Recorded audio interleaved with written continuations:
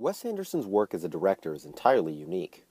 Each of his films has a look and feel that is unmistakably his.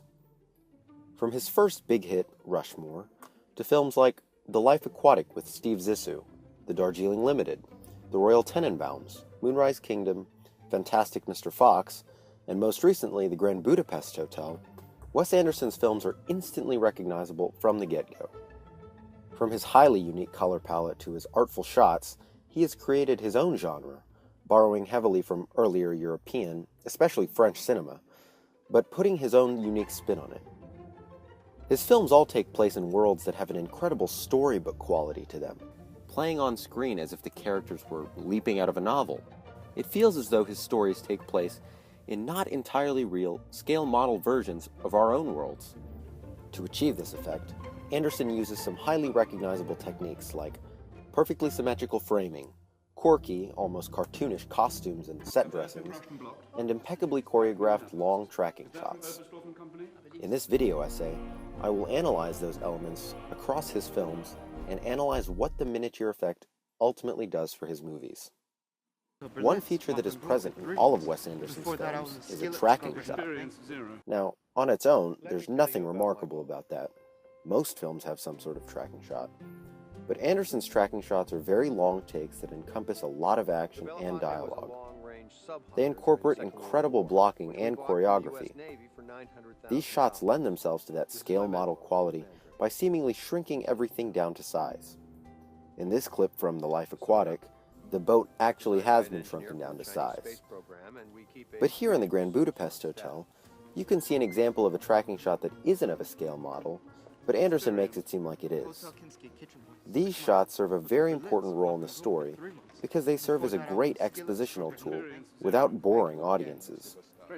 By putting the camera on a track and sliding it forwards or backwards or left or right, Anderson is able to give his movies momentum and drive them forward. The shots are impeccably choreographed with everything, from background action to principal characters, timed perfectly. In turn, we, the audience, are able to learn more about the environment and the characters that inhabit them. Here in a clip from Moonrise Kingdom, the lengthy tracking shot takes us through Camp Ivanhoe with Scoutmaster Ward and introduces us to many of Sam's peers. In all of his films, the tracking shots are generally found in the first act, so that Anderson can present the shoebox diorama that his characters and the audience will be living in for the next 2 or so hours. But why does Anderson insist on using long and complicated, which in the movie biz generally means expensive, shots for simple exposition? A lot, as it turns out, has to do with his appreciation for the craft of acting. Well, I have always been drawn to long takes in films and movies. I like I like the experience of seeing the actors play the scene through. And maybe that's like the theater a bit, not having cuts. There's something, it gives a tension and, for me, a kind of excitement. His tracking shots would be nothing, however, without particular attention to detail regarding all of the mise-en-scene. Costumes and sets are an area in which Wes Anderson's capacity for control as a director really shines through. Watch any one of his films, from Rushmore to Moonrise Kingdom, and especially Fantastic Mr. Fox, and you will see that absolutely everything is where it is meant to be. The costumes in his films become characters themselves. A blue cloak for social services, a scout uniform, a red coat, a red beanie, or a bellhop's uniform. Characters are an important part of Anderson's films, and their costumes help to visualize their role in the story, as well as their personalities. In this scene, the juxtaposition between the cool blue cloak of the social services worker and the one-size-too-small police uniform shows who really holds the power in the scene. His sets, too, are perfectly, in some cases literally, crafted. Wes Anderson is a perfectionist and has a knack for coming up with very creative ways to get exactly what he wants. I tried to be kind of a little bit relentless about getting all the details exactly as we planned them. He has used stop motion, miniatures, and even the age-old technique of using matte paintings as a backdrop. Some critics have argued that Anderson constructs dollhouses for his characters that suck the life out of his films. But I disagree. I think that it shows his incredible ability to craft a world that is entirely his, a world that is perfect for the characters that he has created. Another signature Wes Anderson technique, and probably his most recognizable, is symmetry. As a director, Anderson loves putting his subjects directly in the middle of the frame, something he has done since his breakout hit Rushmore. Here, in a video essay called Centered by the great Kogonada, you can see just how prevalent this feature is in virtually all of his films. What's even more amazing to me is just how symmetrical some of these shots are. Often, he has it down to the nose, literally.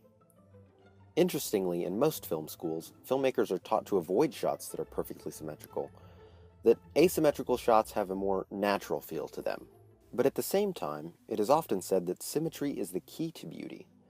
Our brains are actually biologically wired to love symmetry, so by putting his subjects in the middle of the frame, Anderson is inherently creating beautiful shots. Other than being just a really neat stylistic flourish, though, I think that the way that Anderson sets up his shots adds even more to the feeling that his films take place in worlds that are not entirely real. I think that he also frames his shots to look flat this way because of his personal love affair with theater. Yes, flat, yes. And something in the visuals, I did want to have a sort of storybook feeling, but I also think I have this feeling. I was just thinking about this because of a question somebody asked me recently. I have always wanted to work in the theater, but I've never actually done it, not since I was in 5th grade. But I've had many plays in my films, and maybe theater is a part of my movie work. The perfect symmetry makes viewers feel as though they're watching a storybook come to life. And through that sort of childlike lens, Anderson is able to tackle more serious subject matters without alienating any viewers. Now that we've had the chance to examine the mechanics in Wes Anderson's films, it's time to address why he does them. As Michael Chabon argues, by shrinking down the scale of his movies, Wes Anderson is able to take large concepts like grief or love and mold them into things that the audience is able to understand as a whole. As a director, he understands that the artificial qualities of his films allow viewers to better grasp the concepts that the films deal with. Through his films, Wes Anderson is able to address real human emotions in ways that real humans can completely comprehend, by removing them from our world and putting them all into a movie-sized frame.